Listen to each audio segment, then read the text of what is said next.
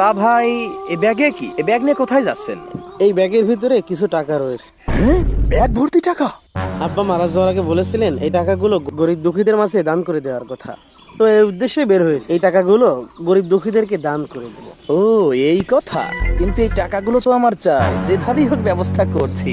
ভাবছি আপনি তো অনেক বড় সওয়াবের কাজ করতে যাচ্ছেন, তো আপনার সাথে আমিও যাই, আমারও কিছু সওয়াব হবে। আচ্ছা ঠিক আছে, চলো। আসান হয়ে গেল, অনেক দূর তো চলে আসলাম।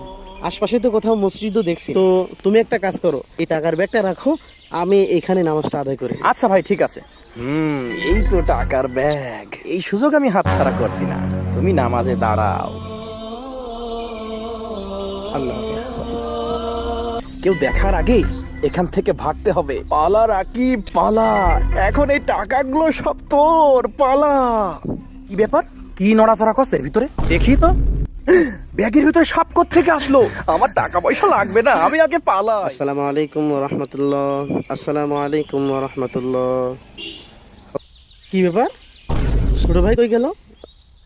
আরে, ব্যাগ তো দেখছি ওইখানে পড়ে আছে। হ্যাঁ, এই ব্যাগটাই তো। কিন্তু ছোট ভাই কই গেল? টাকাগুলো ঠিক আছে নাকি দেখে নি। টাকাগুলো তো দেখছি ঠিকই আছে। এভাবেই আল্লাহ তাআলা এই ধার্মিক ছেলেটিকে তার মনের অজান্তেই অনেক বড় বিপদ থেকে রক্ষা করলেন।